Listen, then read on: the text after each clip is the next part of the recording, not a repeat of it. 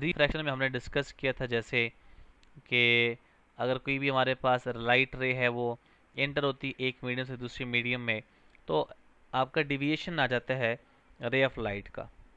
अब इसी तरह से हमने एक रिलेशन लिखा हुआ था, वो रिलेशन क्या था जिसको हमने कहा था स्नेल लॉ। और स्नेल लॉ को हमारे पास क्या था, मैं इस बात को यहाँ पे लिख देता हूँ। स्नेल्स लॉ वो था n1 sine theta 1 is equals to n2 sine theta 2। ये हमारे पास एक रिलेशन था जब आप बात करते थे कि ये स्नेल लॉ है। यहाँ से हम निकाल सकते हैं फॉर्मूला, एक रिलेशन बना सकते हैं। वो क्या है, n1 over n2 is equals to, मैं लिख सकता हूँ sign theta 2 over sign theta 1। अब साइन थीटा 2, ये जो थीटा 2 लिखा हुआ है ये बेसिकली क्या है, this is the angle of refraction. And theta 1 मेरे पास क्या है, this is the angle of incidence. So इस बात को मैं इस तरह से लिख सकता हूँ n1 और n2। अब n1 भी कांस्टेंट है, n2 भी कांस्टेंट है, इसका ओवरऑल आंसर भी कांस्टेंट आएगा। सो उसको हम लिखते हैं n। So n is equals to, ये बनेगा sine theta 2 divided by sine theta 1 था। अब मैं इसको थोड़ा सा चेंज करूँगा, साइन थीटा 2 और साइन थीटा 1 को मैं रिप्लेस कर देता हूँ जैसे मैंने ये लिखा हुआ है। मैं लिखूँगा साइन थीटा 2 लिखा हुआ है, तो इसके जगह मैं लिखूँगा theta R. Theta R means refractive, आपका रिफ्लेक्शन का जो एंगल है, डिवाइडेड बाय साइन थीटा मैं लिखता हूँ I. I means angle of incidence. So ये मेरे पास एक रिलेशन बन जाता है यहाँ पे। ठीक, अच्छा अब यहाँ पे दो तरह के मीडियम होते हैं, एक होता है रेयर मीडियम और दूसरा होता है आपका डेंसर मीडियम। ठीक है, तो अगर मैं फॉर एग्जांपल बात करूँ कुछ इस तरह से कि लेट्स से, पहला केस हम इस तरह से कर लेते हैं, इफ द लाइट रे इंटर्स फ्रॉम, सपोज कीजिएगा कि वैक्यूम है, टू एनी अदर मीडियम। अब देखिए वैक्यूम के लिए ना रिफ्रैक्टिव इंडेक्स की वैल्यू क्या होती है, 1। अच्छा एक मजे की बात, यहाँ पे जो n है ना ये क्या है, ये है रिफ्रैक्टिव इंडेक्स। और ये किसी भी मटेरियल, ये किसी भी हमारे पास जो मीडियम होता है उसके हमारे पास प्रॉपर्टी को इंडिकेट कर रहा होता है रिफ्रैक्टिव इंडेक्स। अच्छा अब यहाँ पे देखें n की वैल्यू 1 हो गई, यानी n1 की वैल्यू आप 1 पुट कर सकते हैं। या आपको अगर कहा जाए कि इस केस में फॉर्मूला क्या लगेगा कि जब लाइट इंटर्स होती है फ्रॉम रेयर मीडियम टू, मैं इसको आसान शॉर्टकट में लिखता हूँ, from rare to the denser medium. अगर लाइट रे इंटर होती है उस केस में हमारे पास फार्मूला क्या बनेगा, आप लिख सकते हैं यहाँ पे sine of theta divided by sine of theta is equals to n। अब नॉमिनेटर में थीटा अगर रेयर से डेंसर में जा रहा है, ठीक है, रेयर से डेंसर में जा रहा है, तो बनेगा sine of angle of incidence to the sine of angle of refraction. यानी नॉमिनेटर में एंगल ऑफ इंसिडेंस आएगा और डिनोमिनेटर में आपके पास क्या बनेगा, एंगल ऑफ रिफ्रैक्शन बनेगा। अब अगर मेरे पास कोई भी लाइट रे है वो एंटर हो रही है from the denser medium to the rare medium, denser से रेयर मीडियम में अगर लाइट रे इंटर हो रही है उस केस में फॉर्मूला क्या बनेगा, उस केस में आप लिख सकते हैं n is equals to sine of angle of refraction to the sine of angle of the incidence. तो ये दो रिलेशंस याद रखने हैं और बातें भी याद रखनी है कि कब कौन सा फार्मूला कहाँ पे किस तरह से हमने अप्लाई करना है, उसकी कंडीशन क्या है। अच्छा अब एक तो हमारे पास रिफ्रैक्टिव इंडेक्स हमने ये लिख लिया। अब हमारा आर्टिकल है बेसिकली, वो आर्टिकल क्या है, refractive index. Now what is mean by the refractive index? किसे कहते हैं refractive index?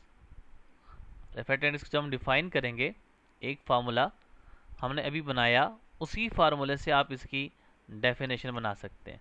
और वो क्या है? डेफिनेशन कुछ इस तरह से होगी, ठीक है, कि ratio of, it is ratio of sine of angle of incidence to the sine of angle of refraction is called angle is called refractive index। एक ये आपके पास रिलेशंस का। अच्छा, सेकेंड रिलेशन यहाँ पे मैं को लिख सकता हूँ। ये मैंने कहाँ से लिखा?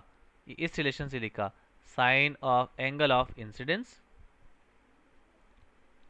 To the sine of angle of refraction. एक और रिलेशन मैं यहाँ से लिख सकता हूँ, वो क्या है? मैं लिख सकता हूँ बेटे यहाँ पे कि it is the ratio of the velocity, ratio of the velocity of light ray in a vacuum to the speed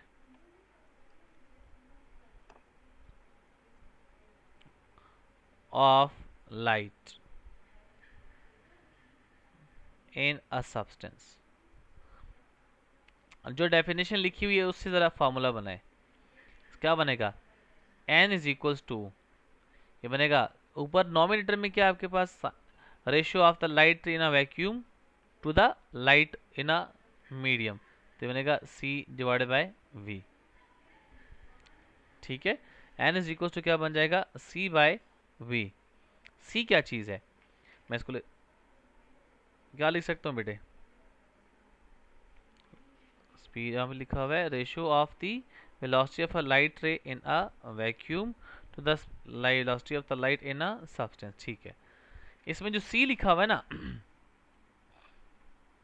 इसको हम कहते हैं this is the speed of light, और जो v लिखा हुआ है this is the speed of light in the medium. मतलब वो सॉलिड भी हो सकता है, लिक्विड भी हो सकता है, और गैसेस भी हो सकता है। ठीक है, n क्या चीज़ है? जैसे भी हमने डिस्कस किया, n is basically refractive index of the material. ठीक है, अगर तुम्हारे पास रिफ्रैक्टिव इंडेक्स हाई होगा, अगर ज़्यादा हो जाए, तो फिर क्या होगा?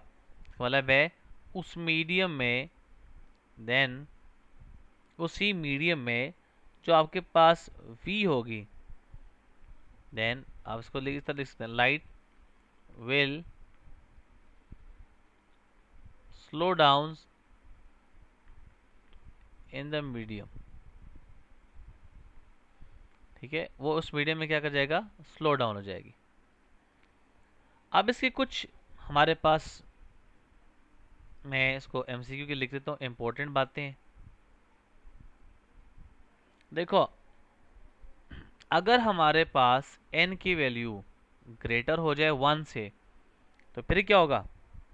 देन जो आपके पास लाइट है उसने क्या कर जाना है? स्लो डाउन हो जाना है, क्योंकि वो मीडियम चेंज कर रही है। ये पहली बात आपके पास। सेकंड बात, मैं यहाँ से इस तरह से लिख सकता हूँ कि अगर n की वैल्यू 1 हो जाए, if the refractive index is equals to 1, फिर क्या होगा? और मीडियम क्या हो? वैक्यूम हो जाएगा ना, मतलब है यहाँ पे वैक्यूम हो जाएगा, और लाइट की जो स्पीड है वो आपके पास क्या बन जाएगी? मैक्सिमम बन जाएगी। थर्ड पॉइंट जरा देखें, n लेस देन 1 हो, और ये पॉसिबल नहीं है। ये बात समझ आ गई?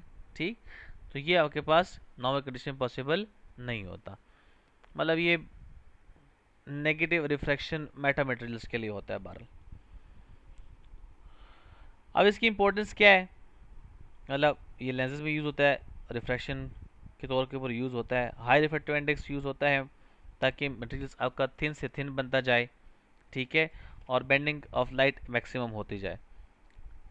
और फाइबर ऑप्टिक्स में उसके लिए भी यूज़ होता है जहाँ पे वो कम्युनिकेशन वगैरह कर सकता है, ठीक है। ये आपके पास तरह से इसका क्वेश्चन आपके शॉर्ट क्वेश्चन की फॉर्म में आ सकता है। अब ना यहाँ से एक न्यूमेरिकल बनता है, वैसे तो बड़े आसान से न्यूमेरिकल बन जाते हैं, लेकिन हम इससे एक छोटा सा न्यूमेरिकल कर लेते हैं। पंजाब की टेक्स्ट बुक देखेंगे तो पंजाब की टेक्स्ट बुक के साइड बॉक्स के अंदर बहुत सारे रिफ्रैक्टिव इंडेक्स की वैल्यूज़ गिवन है। तो वो हर रिफ्रैक्टिव इंडेक्स की वैल्यूज़ को समझें कि वो आपका एक क्वेश्चन है। यहाँ पे एक मैं छोटा सा क्वेश्चन बना लेता हूँ। सपोज कीजिएगा एक क्वेश्चन आ गया, वो क्वेश्चन कुछ इस तरह से है कि आप स्पीड ऑफ लाइट की वैल्यू को कैलकुलेट करें, find the speed of light in the diamond medium, और डायमंड का जो रिफ्रैक्टिव इंडेक्स होता है वो है 2.49। सो एन इज इक्वल टू कितना है 2.49, और रिफ्रैक्टिव इंडेक्स में गिवन हो गया, डायमंड्स के लिए हमें फाइंड करना है। बड़ा सिंपल सा सवाल, छोटा सा एमसीक्यू बन जाता है ये। हमें पता है S N is equal to क्या होता है C by V, so V is equal to क्या बनेगा C by N, so V is equal to ये बनेगा 3 × 10⁸ मीटर पर सेकेंड। मतलब हमारे पास क्या आता है नॉमिनेटर में 3 × 10⁸ मीटर पर second divided by refractive index की वैल्यू कितनी है 2.419। सो वी की वैल्यू कितनी आ गई 1.2 इंटू 10⁸ मीटर पर सेकेंड आंसर आ जाएगा। क्लियर बेटे? ठीक है, ऐसे ही वो आपसे सवाल एग्जाम्पल के तौर पे पूछा जा सकता है, जैसे आपकी बुक में है भी कि वो आपको रिफ्रैक्टिव इंडेक्स सेकंड बॉडी का फर्स्ट मटेरियल का आपसे पूछ सकता है, तो उस तरह भी सवाल आपसे पूछे जा सकते हैं। ठीक है।